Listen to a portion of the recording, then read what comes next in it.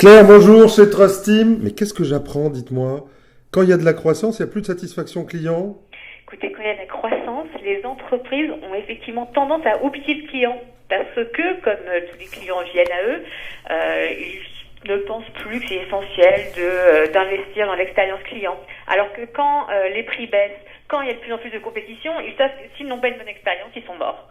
Et donc là, ils se relâchent un petit peu. Et effectivement, dans les derniers classements de satisfaction client aux États-Unis dans la distribution, on voit une baisse généralisée Mais alors? de la satisfaction client. Mais je veux les noms, Claire, je veux que vous les punissiez, c'est pas possible ça. On va pas les laisser faire, ça y est, ils ont de l'argent, ils s'intéressent plus à nous. Écoutez, il y en a même qui, malheureusement, ont pensé que les clients allaient payer n'importe quel prix, un peu pour n'importe quoi. Et c'est le cas. J'en connais plein comme ça. Dans le luxe notamment, j'en connais plein. Non, mais là, on va rester sur la nourriture bio. Whole Foods, qui est le distributeur de bio américain, et qui, lui, n'a pas assez respecté ses clients, d'après ses propres clients, parce qu'il continue à faire payer trop cher, beaucoup trop cher, le prix de la qualité, le prix de la vraie tomate sur les marchés de San Francisco ou de New York. Et donc ça ne passe plus. Donc baisse de 10 points de la satisfaction client. Et sachant que maintenant du bio vous pouvez très bien en acheter encore une fois sur Amazon. Vous pouvez acheter du bio sur Amazon? Ah oui, aux États-Unis. Mon Dieu. C'est le nouveau créneau d'Amazon, se lancer même dans l'épicerie. Donc plus rien ne résiste au géant de la satisfaction qui est toujours leader, je vous rassure. Il y a des choses qui ne changent pas. Mais dites-moi Claire, je vais voir si vous connaissez bien votre métier. C'est quoi le bon prix pour une tomate bio? Une tomate, écoutez, maintenant, elle ne doit pas être plus chère qu'une tomate classique. Ah non? Non, il ne faut plus. Ce n'est plus possible. Bon alors, est-ce que vous avez puni Wall Bio, donc ça, ou Wall Food plutôt? Wall Food n'est plus éligible, effectivement. Ça faisait partie des potentiels de ce qu'on regardait, alors qui était de toute façon cher, mais là, je vous assure, on ne regarde plus. On préfère notre Strom. Alors, c'est qui les bons élèves? Allons-y. Est-ce qu'il y en a quand même qui nous respectent, même en croissance? Il y en a qui sont même en croissance. Alors, je peux vous citer Wegman. Alors Wegman, c'est pas très intéressant pour nous, gestionnaire d'actifs, puisque ce n'est pas coté, c'est une coopérative. Et voilà, bon, c'est le seul qui est en réelle croissance. C'est d'ailleurs le score le plus haut de tout ce classement. Mais bon, on va rester sur des entreprises cotées, parce que le deuxième, juste derrière, c'est Nordstrom.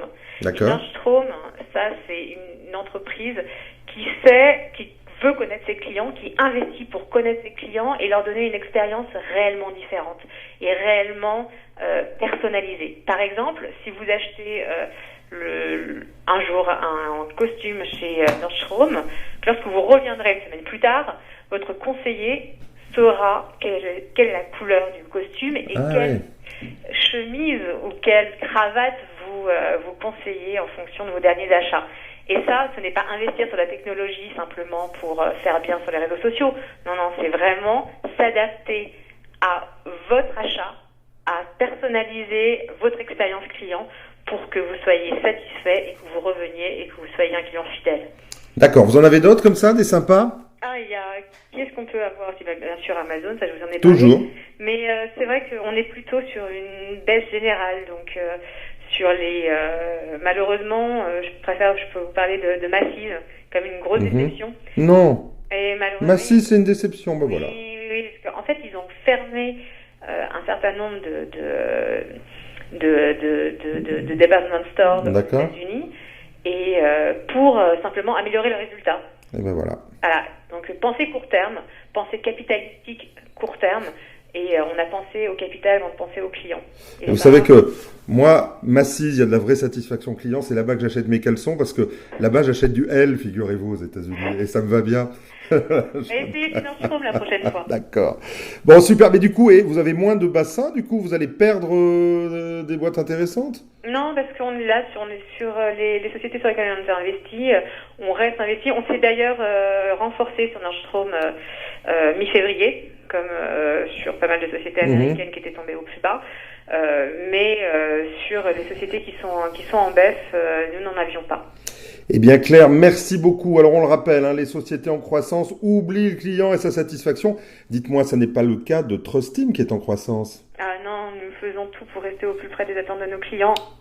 C'est top, vous êtes trop bien. À la semaine prochaine. Merci Claire.